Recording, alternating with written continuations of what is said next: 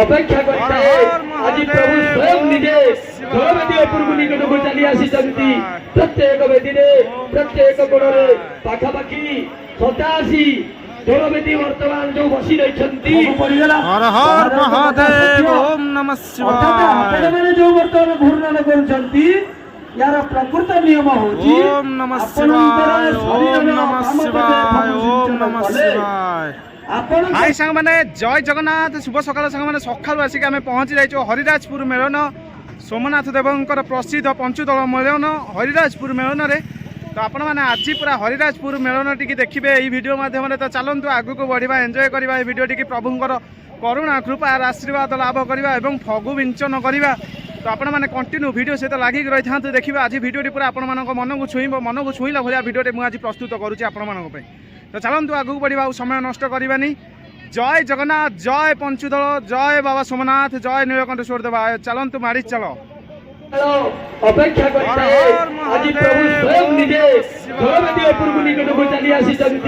प्रत्येक बेदी प्रत्येक कोणे पाखापाखि 87 दोलबेदी वर्तमान जो बसी रही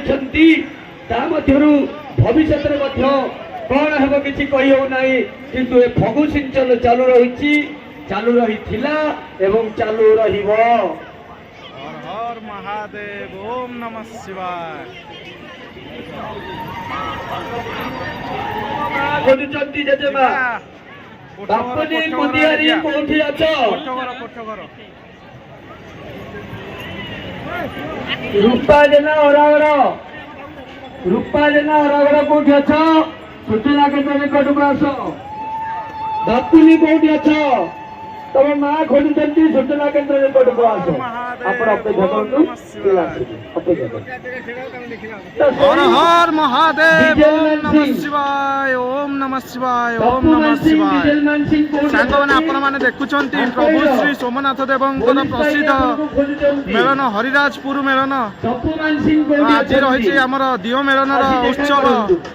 यही उत्सव बर्तमान आम आसिक पहुंची जाइछु प्रभुंक समारोह जोगदे आम निजक धन्य मन करूँ प्रभुकर कृपा करुणा आशीर्वाद लाभ करुँ। तो आसतु आपण मैंने निहाती उत्सव जोगदे प्रभुंकर करुणा कृपा आशीर्वाद लाभ करूँ। जय प्रभु नीलकंठेश्वर देवाय नमः ओम नमः शिवाय जय सोमनाथ देवाय नमः। फगु सिंचन किछि आसिले पश्चिमा शंभु आसिले आमर किए ना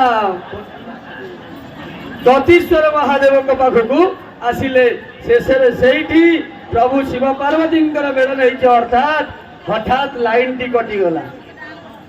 आजिका जुगे बिना लाइन आगे कहीं चली पारे किंतु सेतबेले डीबी जड़े लोक मैंने पाठ पढ़ी चाकरी कर लंठन जड़े पाठ पढ़ी पास करी IAS होती अंचल लोक किंतु प्रभुंकर महिमा देखु केते विख्यात सुदूर अमेरिका पर दिन आसी 18 जन साध्वी एवं से बहुत हुए सन्थ बहुत हुए मतलब सन्थर वस्त्र धारण करते जो बर्तमान घूर्णन करुँच यार प्रकृत नियम होची ओम नमः शिवाय ओम नमः शिवाय ओम नमः शिवाय। आपणक शरीर बाम भागे फगु सिंचन कले आपण माने समस्त दक्षिण भागे फगु सिंचन करूछंती। हर महादेव ओम नमः शिवाय जय बाबा शंभो तामे गुणभ्यो नमः दक्षिणे गणेशाय नमः। दक्षिण पटे गणेश को सिंचन पूजन तो भूली जाय आज दिग कोण तेणु भक्त फगु सिंचन करुची माँ पार्वती गुप्त रूप से आसी महिलाटी फगु सिंचन करू करू बालुंकेश्वर मंदिर आखिरे पड़ा फगु फगु आखि धुआ हो गला भक्त जने कहीं धोईदेला आखि। सांग मैंने हरिराजपुर पंचुदल मेलन यहीपरि एक मेलन विश्व प्रसिद्ध मेलन आपण मैंने यही मेलन रे अनेक प्रकार घरकरण जिनस उपलब्ध पाई परिबे। तो देखिपे टोके ठू बाउंसिया जाए कुला ठू परचुली जाए सबकि आपण मानक यही मेलन में मिल जापर। तो चलते आगू को बढ़ा।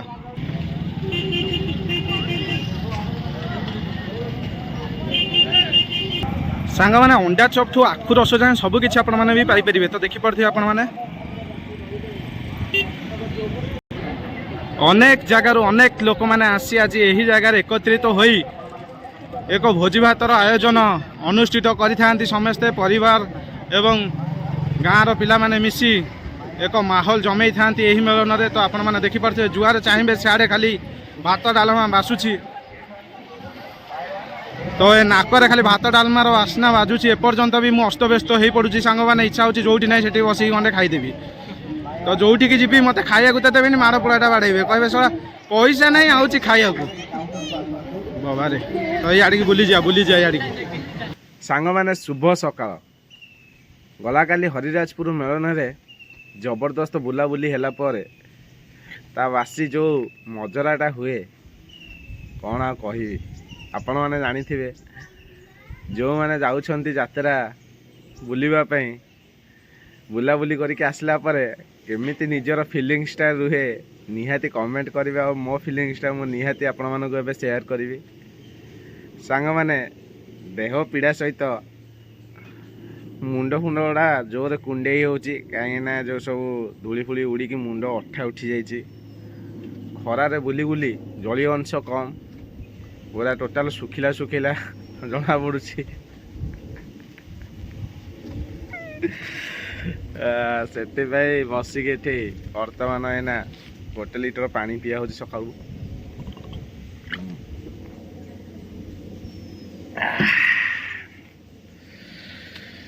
ବର୍ତ୍ତମାନ ଉଠିବା ସମୟ ମୋର ହେଇଯାଇଛି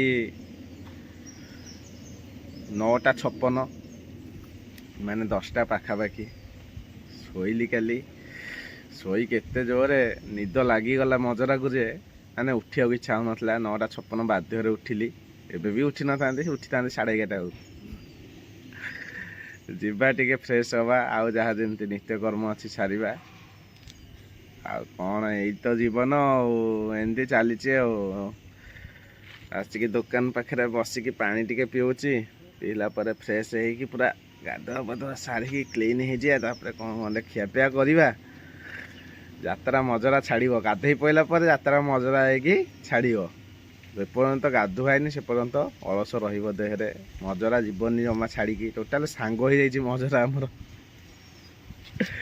ଆରେ ପୁଅ କ'ଣ ଇଆଡ଼ିକି ଆସିଲ? ଆଉ କ'ଣ ଖାଲି ସିଆଡ଼ିକି ରହିଲ? ଆରେ ପୁଅ ତୁ ଯାତ୍ରା ହେଇନୁ କାହିଁକି? ମୁଁ କାହିଁ ନେଲିନି?